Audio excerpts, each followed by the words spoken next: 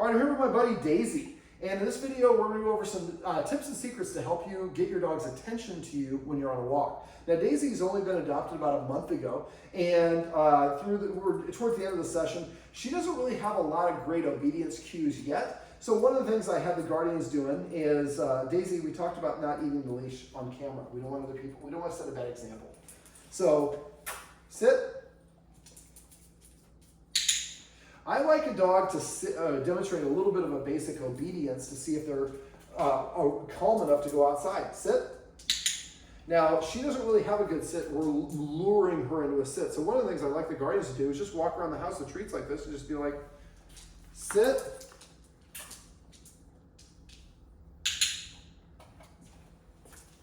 Sit. So remember, the cue comes first, then you do the lure, then you click if she does it, and then she gets the reward afterwards. Now, if your dog is too aroused to sit, that's usually an indication that they're pretty excited. Now, there's nothing wrong with being excited and happy, and a lot of dogs, when we see their mouth open, we perceive that as happiness. A lot of times when dogs are excited, they open their mouth to breathe better.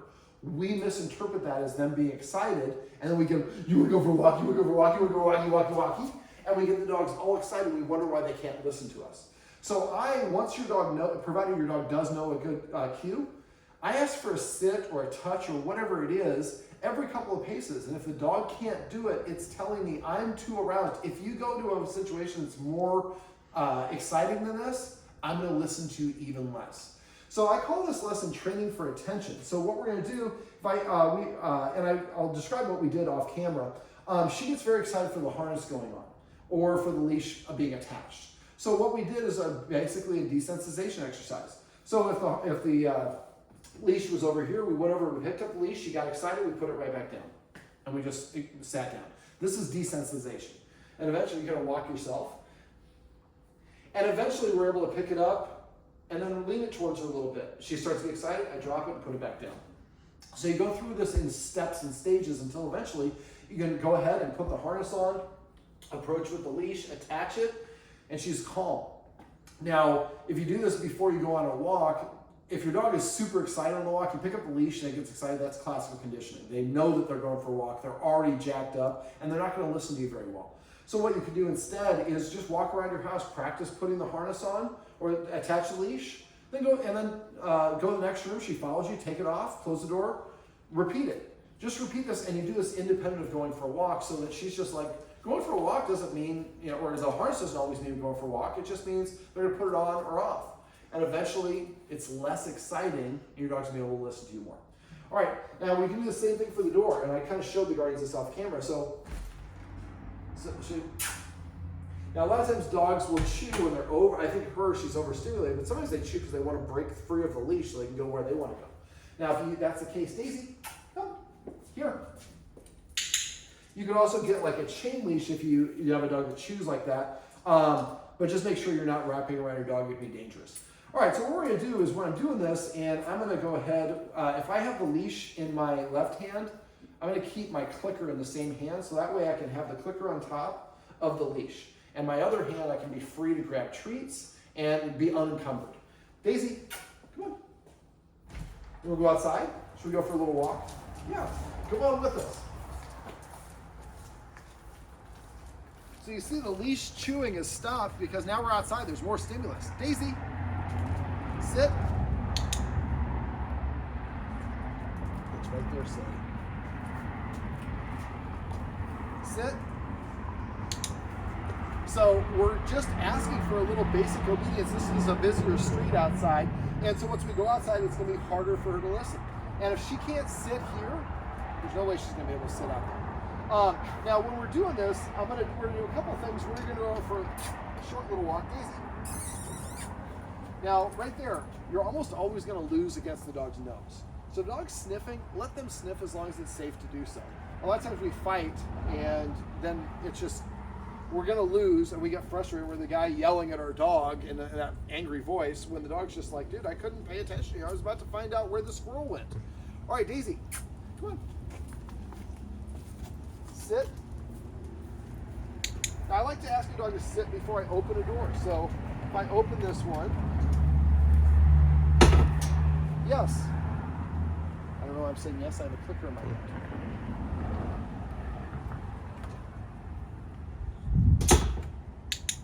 So what I'm saying is I want you to stay in a sit while I open this door. Instead of just, a lot of times we open the door and the dog just races through. Well, then they're thinking about just racing through. They're not paying you any attention. She's paying attention to me because I'm the giver of treats. Daisy. Now I use what's called a pause interrupter sound, a kissing sound. It's not a derogatory thing. A lot of dogs will respond to that sound. All right, so what we're gonna do is we're gonna go out for a little mini walk. There's a golf course right next door, and we're gonna see how much attention I can get for her. So right there, got a little excited, so I stop, sit. She's still looking at me, so I'm giving her the benefit that she's thinking about it. But I know we talked off camera. There we go. She kind of is thinking, what do I have to do, what do I have to do? As soon as she does it, I click. Okay, I achieved what they wanted. I'm gonna get a treat. So now, whoops, I don't want to startle you, sweetie. We started off that session that way. Sit.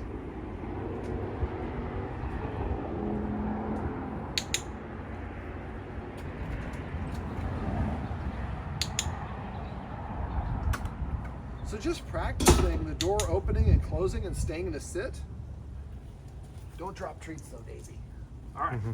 So now we'll go ahead and I like to have the dog out of the way so I can open the door without them having to move to open the door. So, boom.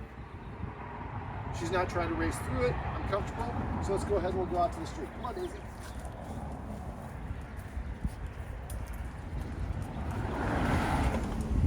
Come on, sweetie. Now when I'm walking, I like to have a treat in my hand at all times. As soon as she pays attention to me, and I'm going to let her sniff as long as it's safe to do so. Now right here, I'm going to give her as much of a radius as she wants where the leash is, but I'm not going to move my feet. So she's drinking in the environment. And eventually she's going to be like, why are you stopping, David?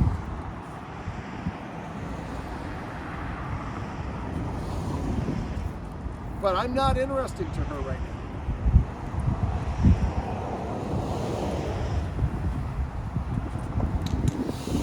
As soon as she gave me eye contact, I looked at her, she came over to me. Let's see how long it takes before she gives me eye contact again. Now this is an operant conditioning exercise. I'm not calling her, I'm waiting for her to check in with me herself. A lot of us micromanage our dogs, which you can do, but then when the dog's apart from you, it doesn't know what to do.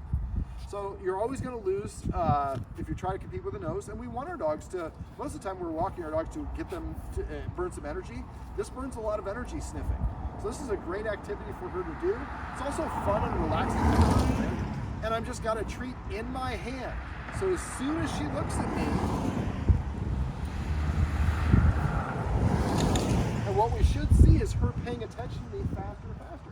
But right now she's going to keep on checking out this area. Look at that, faster and faster.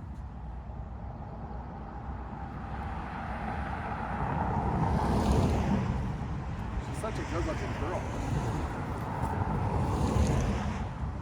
So eventually I've sniffed every part of this area, and she's gonna like, what is your problem, David? And then I'm gonna hold out that treat. I'm gonna click. Probably could have clicked that one, but that was a pretty quick one. Now again, it seems like, well, we're not going anywhere. Our goal is not to complete a circuit. Our goal is to get our dog to pay attention to us. There we go. All right, so now we'll walk over her.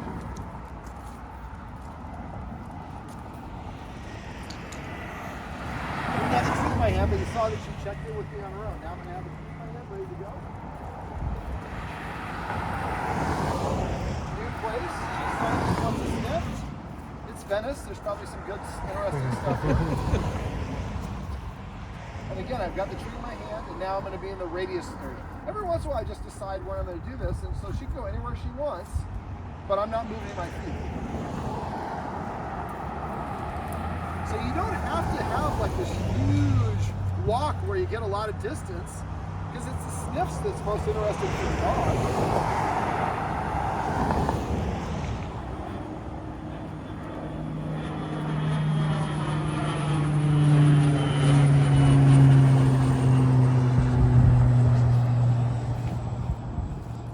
this is a pretty good place. I'm going to show you an orientation exercise here in a sec. I was going to do it closer to the golf course, but I didn't realize it was blocked off there. But again, just having a treat in your hand on the walk every time she looks at you, and you do this whether you're walking or you're stopping like we are now. As soon as she looks, she chooses, then I'm going to mark and reward. There you go. Now the other game that I like to do is orientation game, which just causes her to look at me. So when she looks at me, I'm gonna throw a treat there. I'm gonna wait for her to look at me. I'm gonna throw the treat on this side next time she looks at me, depending on how she moves.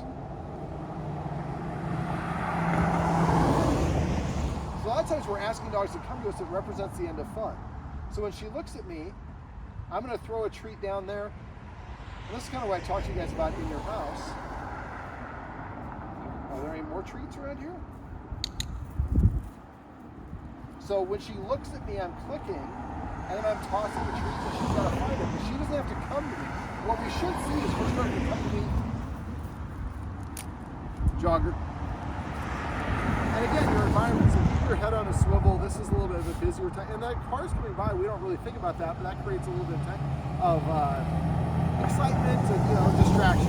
So I want to make sure there's no tension on the leash, so I'm going to try to let it off like this, and just waiting for her to, again, check in back with me. So again, when we think I'm going to walk all the way around the golf course, and when I'm frustrated, my dog's not paying attention to me, just come out and spend 2 minutes. There you go. Now she's using her nose to find it, which is draining a lot of energy and fun for her. And as soon as she looks at me, I'm going to click and toss another treat into the grass. And this is where I was talking about. She should start coming closer to me. Even though I'm not calling her, but I'm the one who has other treats, but I'm throwing the treats away from me. So I'm only rewarding her for checking in with me.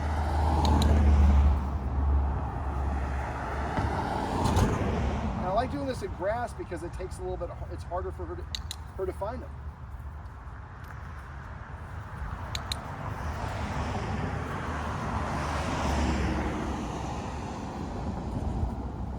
There you go.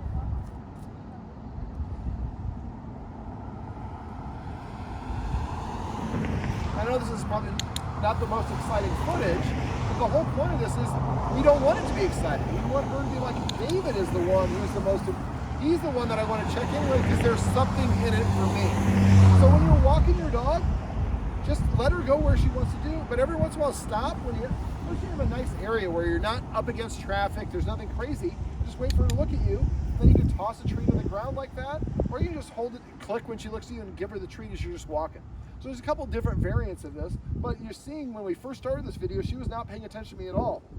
Now she's sniffing, and look, boom, attention again. I didn't have the treat ready to go, so that's actually a good learning example. So if I had the treat when she looked, I would have been able to mark and reward.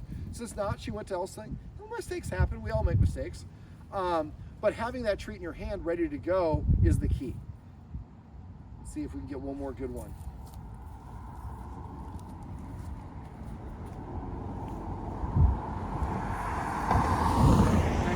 A little tension on the leash because I wanted her to remember. But normally I try to keep the tension off my leash. All right, sit. Well, this pretty girl is Daisy, and these are some tips and tricks you can use if you have a dog that doesn't always pay attention to you when you're outside on walks.